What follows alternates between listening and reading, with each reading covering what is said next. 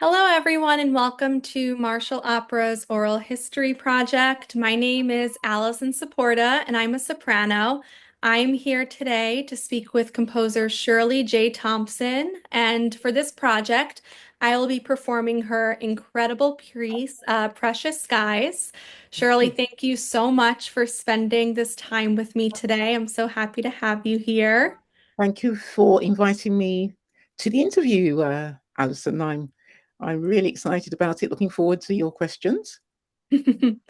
I would love to get started and hear about what inspired you to begin composing. If there was maybe a specific time in your life, or a memory that you recall that you knew that you wanted to pursue composition.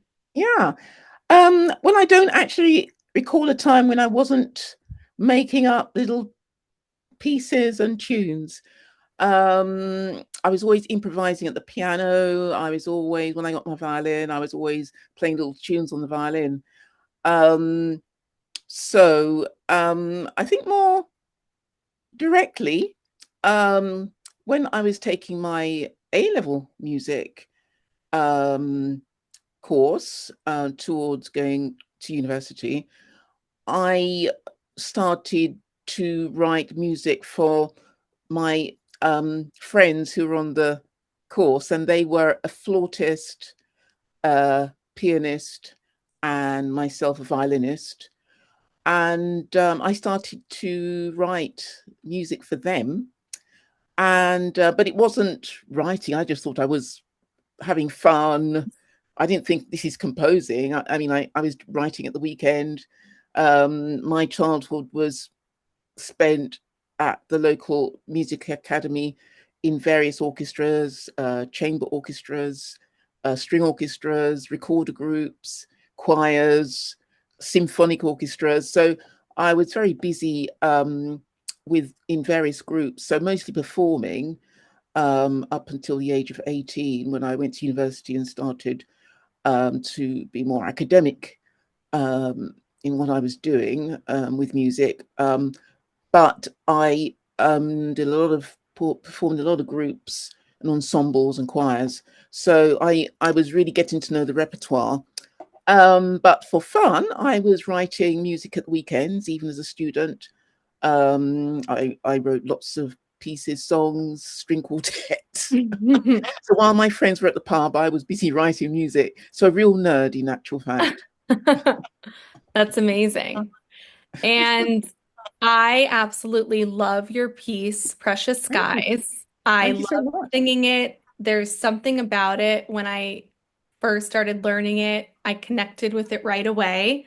I close my eyes Wonderful. and I just can be in Wonderful. That's what I and like to hear. harmony. I want to know what inspired that piece. Oh, it's a very long story. Any little bit. What Any little inspired? bit. A I little bit. think I have to, I think I have to give you the background to it. Hmm. So I wrote a very extended piece, a 45-minute work symphony for the Queen's Golden Jubilee. I decided to write a piece about London from its beginnings as farmland and marshland to the present day, which was 2002. Um, the first movement of that piece, of that work, is as bucolic, pastoral, Hmm. country-like. It's meant to be reflective of farmland and a rustic time in the 11th century, Hmm. around 1066 specifically. So the music, the symphonic music, represents full symphony represents this. Now, I was working with a singer about 10 years later, and she loves that movement from the symphony and kept singing it. She kept singing the top line, the melodic line. Hmm. The middle bit's much more abstract and disjointed. It's not singable, but she kept singing the melody. And she said to me, "Why don't you add words to this?" I thought, "Oh, I'd never thought of it in that way, but I'll try." And that's what I did. I added words. Amazing. I added the words reflected what I was thinking about that movement, the beauty of the earth, really, that we have. We're surrounded by trees and beautiful Hmm. sky, blue skies. So it was a really idyllic, sort of sunny day that I was depicting in the music and sort of rambling through the topology and the terrain, and the words just came spilling out. So every word that you sing is what I thought of within maybe an hour or something. Somehow it doesn't take me long to write lyrics. Somehow, so yeah. So there we have it. It was somebody like yourself, a soprano, said to me, "Why don't you put words to this instrumental music?" And I did. And after that, so I have a version for orchestra with voice Hmm. and a spoken word artist, which is one version. But then the next version, I was asked by another soprano for a piece that she wanted to perform at quite a big venue, the St. John Smith Square, which is a huge venue over here. And I thought, well, I think this work will really fit the bills from what she's asked for. So I had to then arrange this symphonic work with voice and spoken word for piano, cello, and voice. So Wow. piano, cello, voice. Yeah, piano, cello, voice. So I did that. And then on another occasion, there was no cello. So I took the cello out and created this for the voice. I've got various versions with ensemble, but this is the version you have is the one Hmm. for voice and piano. Hmm. And I love it. And I'm so honored to sing it. And I also love the Thank you. fact that it's such a happy and beautiful, hopeful piece. And as a Absolutely. soprano, you don't always find such happy pieces. As a And composer, you don't find yeah, those pieces either. yeah, so it's such an honor to sing it. Thank you. I'm so happy, yeah, to hear Yeah. that. Because in the business, because sometimes the music is joyful, it's considered not to be as serious Mm. um, by some persons, which I find very strange. Hmm. But it's the culture of contemporary classical music that it must sound very disjointed and very depressing. Right. I say serious, but very downbeat to be taken seriously. And I think broke. I don't try to do that. I think it's for me. I could quite easily create pieces that are very dissonant, that are very disjointed, and very with a totally different aesthetic. I find it much. I think it's much more difficult to create music that's joyful in this kind of way. And I think you have. I think you have a gift for it, or you don't. Hmm. So I'm happy to write. Yeah, I'm more than happy to write this kind of music because the audience love it Yeah. No, and absolutely. singers love it. Yeah, we love it. Performers love it. Yeah, Yeah, performers love it. Yeah, we you love know. it. So And I so, don't fit. Yeah, and I'm aware that I don't fit the usual new music mold, avant-garde, of in some course. ways, but this is my avant-garde. So Hmm. No, absolutely. And so, do you hear the music in your head in a certain way? And then when singers sing it, is it a standard of what you're expecting to hear?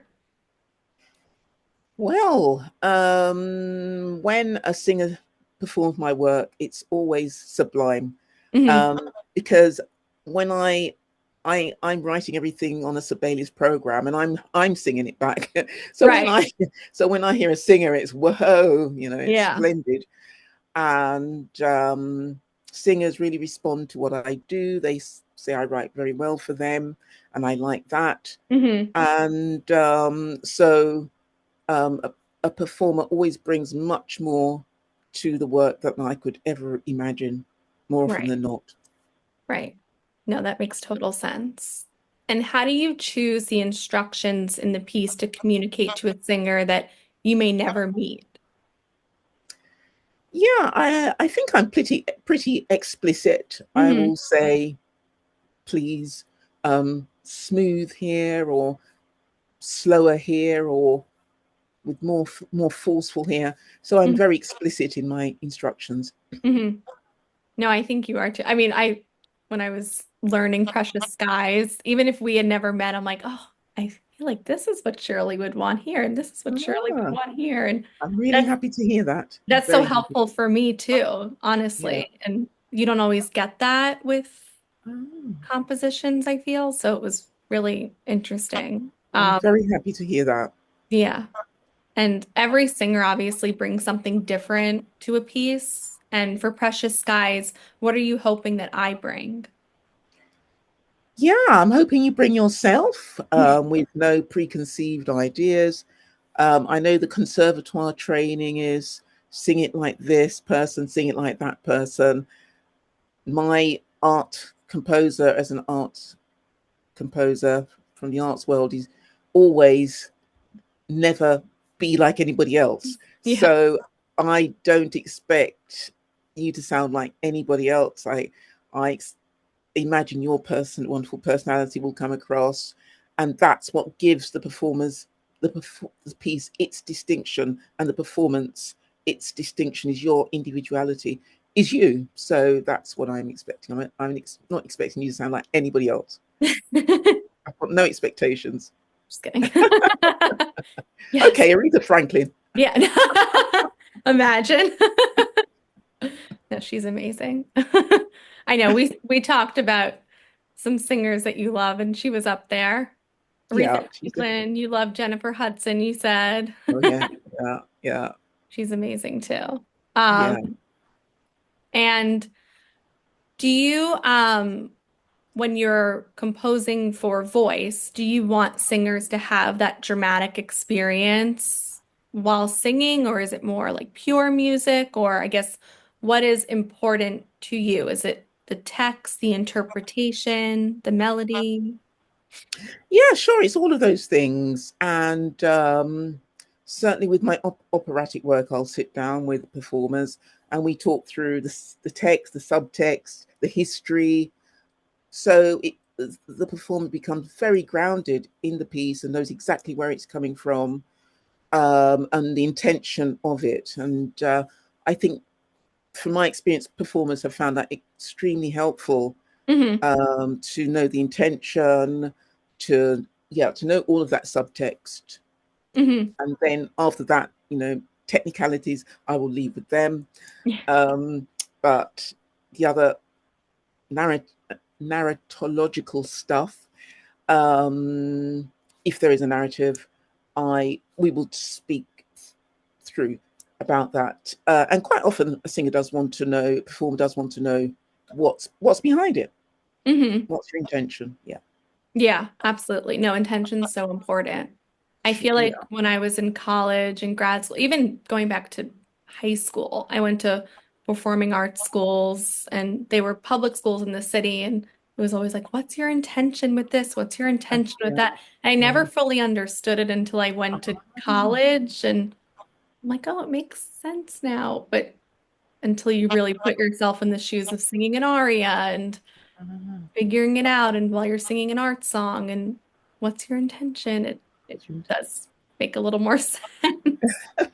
But it's interesting to think of intention in terms of composition because you're not always composing with lyrics and you're not, so it's like, what's your intention with this phrase and what's your intention with that phrase when there's no lyrics behind it? That's really interesting. I Mm, mm, feel like that mhm. makes it even more challenging in a way. Yeah, Because yeah. I feel like at least with an opera, or if you're not that it's easier in a way, but at least we have that background knowledge and that information of what's been done. You're just composing and creating your own narrative. And so it's hard, it's so much more complicated, and you're creating your own story. Well, I see our roles as pretty equal. You interpret in a way that I mean, I couldn't dream of singing like you, you're able to, or any of my singers that I know, any singers that I know. So I think, even, I think of music and what I do as in 3 or 4 parts. I think of me as the writer, maybe initiating it, the Hmm. performer then conveying that, and then the audience receiving it.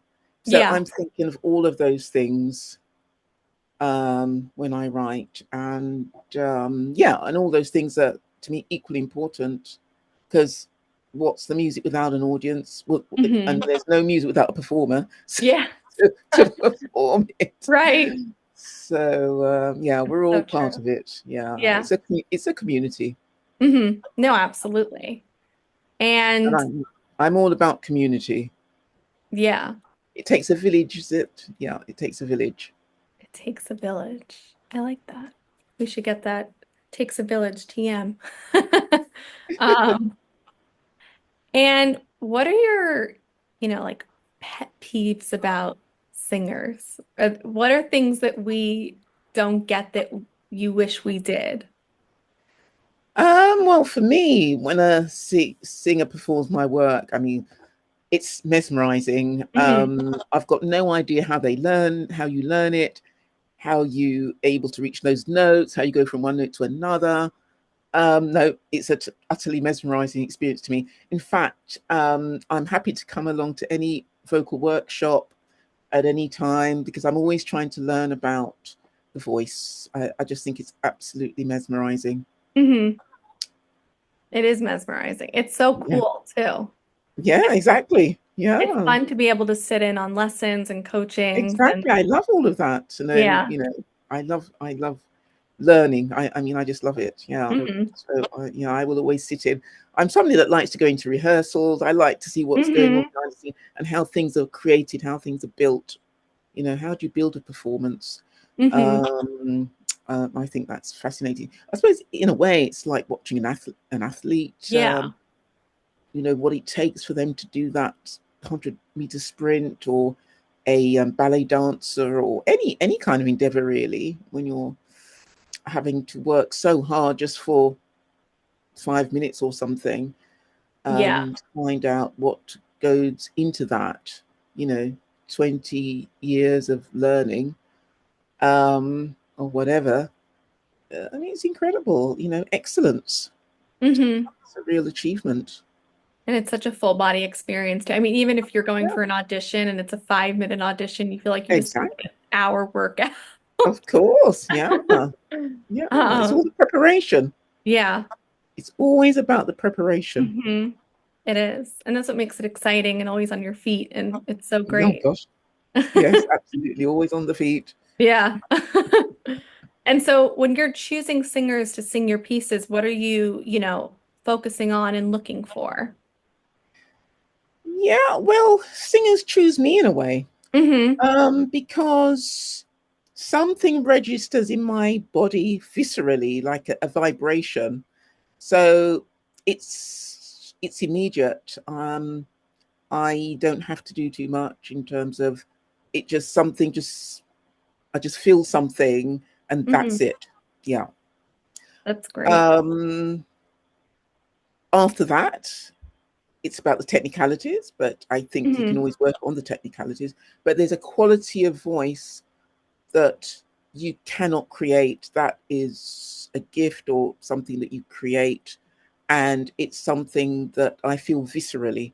So I can go through voice after voice after voice, and then one hit voice just takes me, and that's it. So Hmm. that's easy. Well, not easy, but because I do a lot of casting for my production, so Right, right. And it's like it a is. yes, like you got me moment. I'm with you. Do Yeah, and you it's have that you feel it. moment. You just Hmm. feel that. Yeah, that Hmm.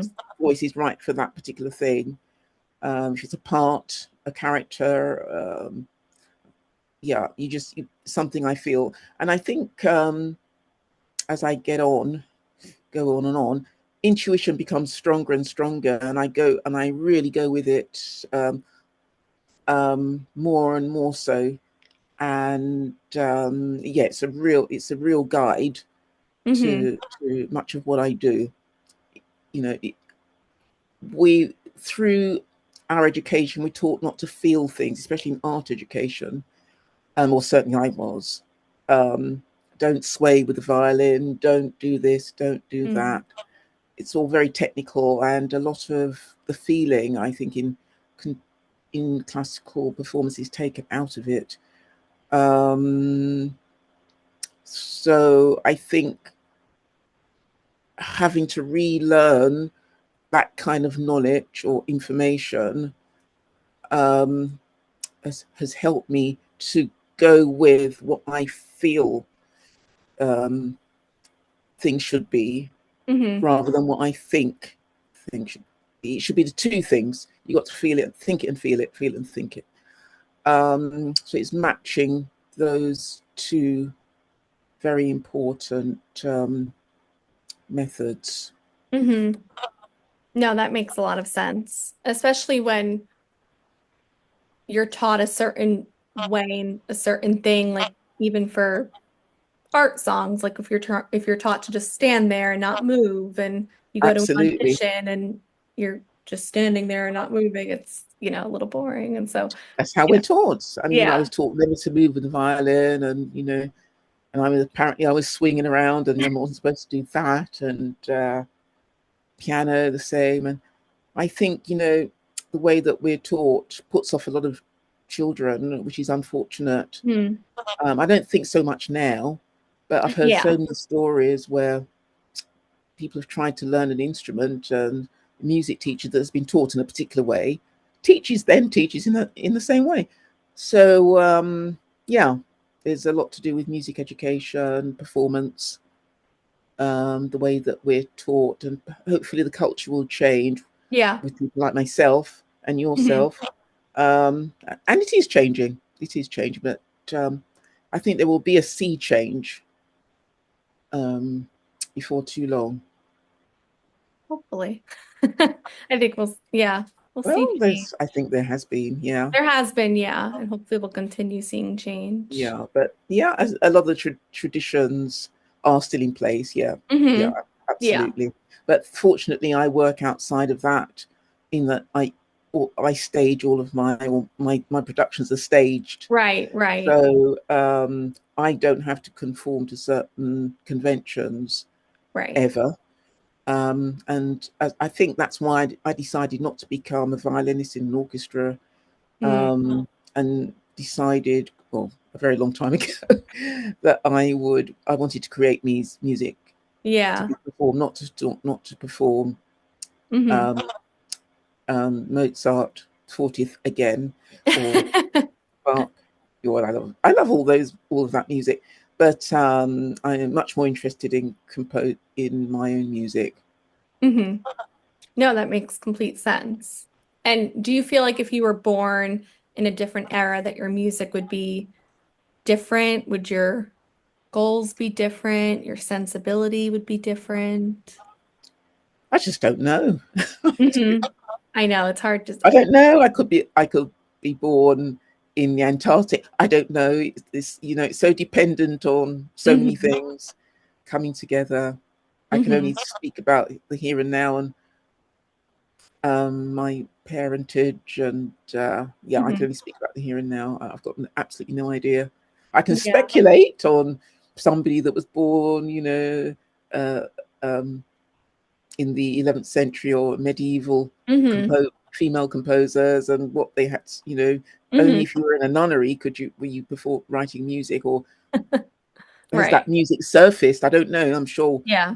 women have been performing, writing music from the beginning of time as well as men, but a lot of that music hasn't come down to us.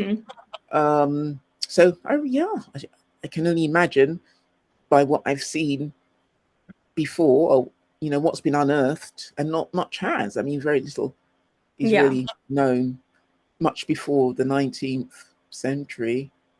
Um, and then music history has been written up with a very tunnel vision as well. So yeah, don't know. Hmm. And who are your musical inspirations? Who inspires you? Musical. Well, I aspire to write music that's really epic and powerful in terms of orchestral music, and that's composers such as I think all the Russian composers really inspire me. The Stravinskys, Shostakovich, Prokofiev, Tchaikovsky. because it's been Christmas. We've just come through the festive period, and I've been listening to loads of Tchaikovsky, and the melodies are absolutely divine. Mhm. And there's a reason that these musics have stood the test of time. I mean, they hit the hearts of people that listen to the music. And so I listen to a lot of Bach music. I play Bach every single day. I don't know what it is. Bach gives me a good workout. I don't know what it is, but on the piano and violin, every day I play some Bach. So I'm inspired by social activists such as Marvin Gaye, who wrote Mhm. about music. He wrote music, what's going on about the World War, about the war in Vietnam from the 60s. So composers of that kind of ilk that are really speaking to their environment. And I do a lot of that. I think it's important as an artist to say something about the environment that I'm living in, the political, the economic, the social. Um, I've always That's the reason I write music, is to say something about my times. So in a way, I'm a bit like a griot, a storyteller that's saying, well, this is happening now, and we'll see what happens with this, or can we do something about this? Right. No, that's amazing. Thank you. Um, and I know you told me what you're currently working on, but can you tell everyone what you are currently working on and what you have upcoming right now? Okay. Yeah, well, next week I've got the world premiere of a new piece called Jubilates, a nice, joyful, celebrating piece that's celebrating 10 years of a new orchestra in England. And I was commissioned to write the 10th year anniversary piece. And quite often I've been asked to celebrate things such as the King's coronation. I wrote the music for that, and the Queen Elizabeth II's 50th year anniversary, the Golden Jubilee Tour, the opening ceremony of the Olympics 2012. So quite often, my music lends itself to celebratory, iconic um, events.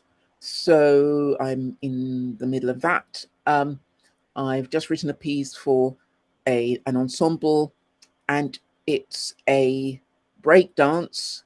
It's called Dance of the Night Sky, and it's a break dance for three instruments with three stars coming out to dance, to break dance at night. That And is so cool. each instrument represents one of the break dancers, and then they come together and break apart, come together, break apart, come together to converse, and they break Wow. apart, do their moves. So that's been launched later in the summer. What else am I doing?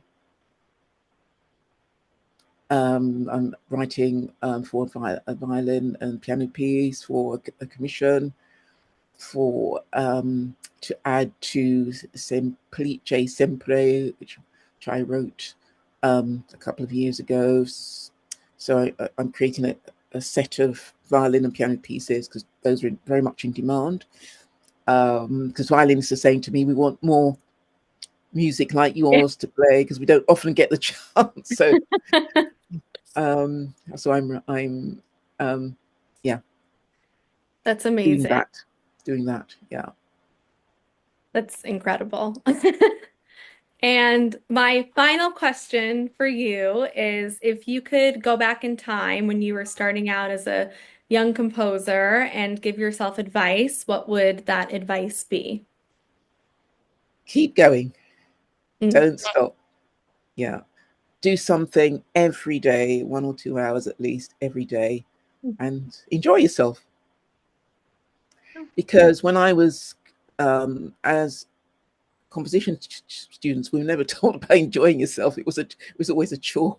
Yeah. But I started off enjoying myself. That's how I started as a child. It was just something I loved to do. It was play, and I'm trying to get back to that. You know, that writing Hmm. music it's play, it's enjoyment. It's hard, but it's play, It's a bit like playing chess in that you're trying to configure the moves and get the balance, um, but enjoy what you do. Thank you so much You're for welcome. taking Thank you for those wonderful the questions. Thank you. time. Thank you again. And this is once again Shirley J. Thompson, everybody. Thank you so much for taking the time to meet with me. You're welcome. Thanks so much for inviting me to talk to you. Thank Really you. enjoyed it. Thank you. Bye.